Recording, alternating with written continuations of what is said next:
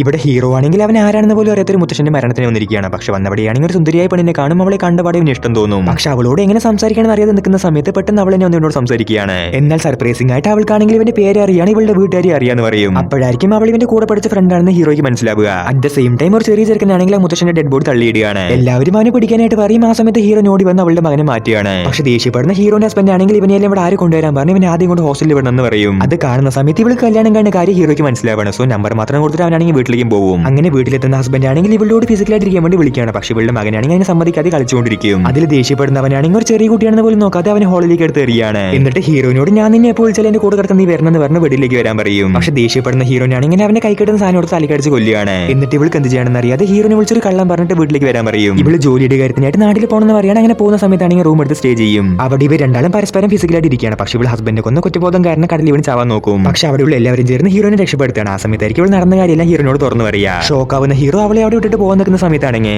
ഹീറോയിനെ പീഡിപ്പിച്ചു ഇവളുടെ മകൻ പറയാണ്. ഇത് കേട്ട് ടെൻഷൻ ആവുന്ന ഹീറോയ്ക്കാണെങ്കിൽ വേറെ വഴിയുണ്ടാവില്ല, ഹീറോനെ രക്ഷപ്പെടുത്താൻ തീരുമാനിക്കും. പക്ഷെ കാർ നിർത്തിയിട്ട് ഒരു വെള്ളം പിടിക്കുന്ന സമയത്ത് പിന്നാലെ വരുന്ന ലോറിയാണെങ്കിൽ ഹീറോയിനെ എടുത്ത് തൂക്കുകയാണ്. അങ്ങനെ ഹീറോയിനും അവിടെ മരിച്ചു പോകുകയാണ്. പക്ഷെ ഇപ്പൊ കുട്ടി നോക്കേണ്ട ചുമതലയാണെങ്കിൽ ഹീറോയ്ക്കായിരിക്കും.